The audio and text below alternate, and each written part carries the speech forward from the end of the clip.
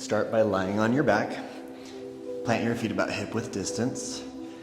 And then they can be out a little bit or in a little bit. We're gonna isolate the pelvis. So hands on the tops of the hips. I call this Shakira. You're gonna tilt your pelvis away from you, make a big pocket of air in your lower back.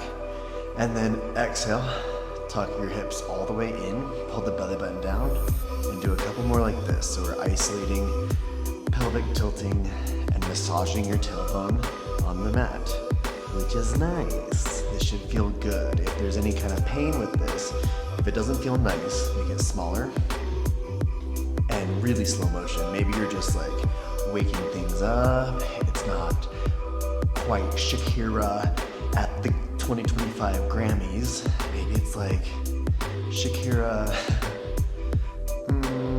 she kind of always goes big, so you know, just take your time getting to where you need to be. And then relax. Windshield wiper gently with the knees side to side. If this is sensitive, feet can be wider. If you want to challenge it and you feel okay, stack your feet and let the knees, heels, and toes stack to one side and then the other. If it's still feeling good and you want to make it a little bit more of a stretch, anchor your shoulder blades into the mat and you can press your palms facing into the floor. Okay, but a little bit more of an isolation going. Stretching out your quadratus lumborum, your QL that attaches the top of the backside of your hip to the bottom rib on the back. Go as slow as you need. We got a couple more. The more you breathe and relax, the heavier the legs feel, the more you can sink into it. Last time. Feel free to linger and be late. You never have to stick with me. Take your time. I'm gonna butterfly the soles of the feet together, knees wide, and then inch myself up the mat. If you need to, you do about a fist distance between the top of your head and the top of the mat. Grabbing the corners of the mat, we're gonna take a big breath in here. When you exhale, pull the ribs all the way down, belly button in, pull your elbows forward and lift your head, neck, and shoulders up using the mat. So you wanna make sure your head is cradled and you're tucking your chin and not tucking the chin down to the chest, but tucking the chin backwards, like the backside of your jaw is trying to get back towards your ears. So we're keeping a long spine. If you prefer to have your hands behind your head, you can totally do that. And also, sometimes if you're feeling like a real cool kid, you can grab the bill of your hat or a towel. Any variation will do, including hands behind the head, to feel the head stay heavy so that you're not looking like a sprinter finishing a race, jutting your chin forward. We want the head back in line with the spine. Hold the next one high, take it up an inch, down an inch. Let's make the exhales coordinated with the pull down. So your belly button goes down, inhale, open. But you're only going down an inch. Try to go all the way up to your top. Max it out each time. 10 counts. 1, 2, 3. I'm trying to breathe quietly. 4, 5, 6, 7, 8, 9. Hold the last one high. You can do it. Hold it. 10. Relax the neck. 8. Pull the abs in. 6, 5, 4 higher. 3 higher. 2 for the drama. Down on 1. Good. Now windshield viper the nose. Listen to the floor. Try to turn your ear all the way in as much as feels okay. Alrighty, now you're gonna flip it over and take your time getting to elbows and knees on the mat. So once your elbows and knees are down, you can spread the elbows and knees apart if you're feeling like you're a little stiff. If you wanna challenge yourself, you bring your elbows as close to your knees as possible. Back to the pelvic tilt. So you're gonna tuck your hips as much as you can, and then fan your tail feathers out, extend your tailbone up. If this is feeling like smooth sailing, scooch back a little bit with your elbows and start to make it more of a pure isolation of your pelvis. So this is essentially part of a cat-cow, but just in the tail. Exhale, tuck, see if you can feel your abs. Inhale, lengthen. Again, if there's a little sensitivity, smaller and slower. Adjusting tempo and range of movement is a great way to continue moving, even if things are not feeling so great. So know that pain can be there, just make sure it doesn't spike or get too high. Just keep breathing. Last one. Let's take it to the scapula, hands on the mat under the shoulders. Try to extend your tailbone back and reach the crown of the head forward. We're isolating the spine into a neutral position, and then we're gonna let the shoulder blades come together, retracting the shoulder blades into the middle of the back, letting the chest drop, trying to keep the spine long, and then press the mat away, slide the shoulder blades around the sides of the ribs, protracting them with your serratus anterior, and then do it again.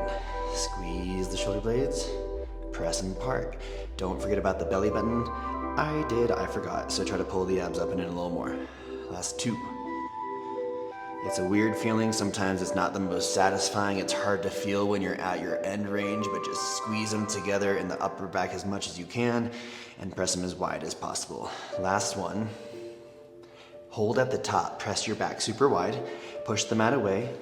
We're gonna take it to a plank, so tuck your toes and extend your legs all the way out. Belly button in. If there's sensitivity in the low back, bend your knees, tuck your hips more. If you need to put your knees on the ground, do it.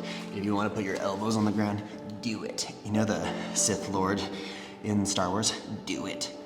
I always think about that. Hug the ribs up and in. Separate your hands. If you're on your elbows, we want the forearms like railroad tracks. And then if you're on your hands, rotate your elbows in so the elbows are squeezing in towards the midline of the body. Only 5 more counts. 5, 4, 3, 2, 1. Knees down for a child's pose. Take your hips as far back as you want. If this doesn't feel accessible, you can cat-cow instead. Relax your head to the mat. If you want to, you can roll your head side to side. And then we're coming to hands and knees for a spinal ripple. Again, fists work, elbows work. This is a really good challenge if you're experienced with your spinal segmentation. Put your elbows down, I dare ya. Or start here with me. Tuck your hips, tuck your head. If you've already done this today, good for you. Doing it again. Round your spine, then just start moving your tailbone. Go even slower. This is gonna be the slowest thing you've ever done. And then as you start to feel your tailbone extend, like we've been practicing, be gentle. But see if you can get some squeezing in the lower back in a gentle way, keeping your upper back rounded. We're taking our sweet time, but we're almost done with everything, so keep the faith, keep the hope, keep moving slow. Start to extend your thoracic spine, moving up the ribs. You're trying to spread your ribs apart, wide back, shoulder blades apart, reaching the throat backward, back of the neck backwards. Here's that chin tuck we practice in the abs. And then we go beyond that, looking forward or looking up as much as feels okay. Get ready to reverse, tuck your chin, pull the throat backwards gently, and curl your chin all the way under to start moving through your upper back. Don't forget to breathe. Start to tuck the ribs, pull the belly button in, but I'm still trying to fan my tail feathers out. I'm still trying to keep my tailbone wide to the last possible second until my ribs are all the way tucked. And then I'm gonna start to work through the lumbar, resisting with the tailbone, being gentle on the low back. Tuck the hips. Let's do that 2 more times on your own timing. So I'm gonna be a little more quiet so you can focus.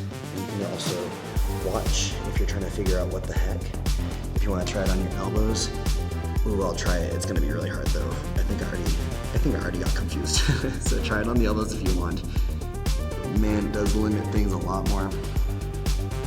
Easy on the neck, no pain.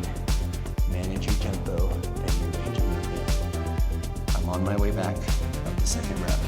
You march to the beat of your own drum. I'm shaking, so in case you are too, you're not alone. It's really hard to resist just tucking the hips and getting out of there, but we have to spend time for long enough so that your brain has a chance to try something new. 1 more rep. I'm going to my fists. Here we go.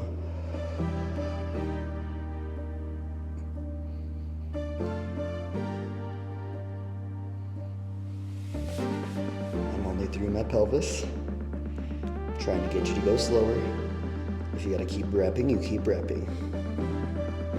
I'm working through my lumbar, pushing the mat away like it's a door I'm trying to open.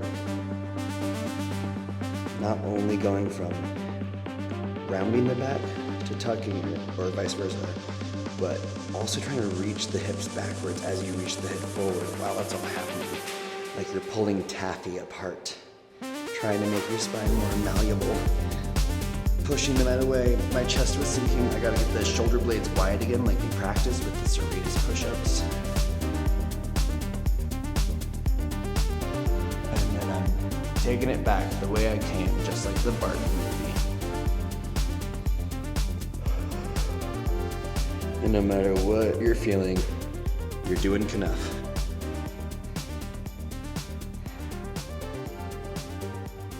Slowly finish out your rep. Take it to a child's pose. And then you're all done.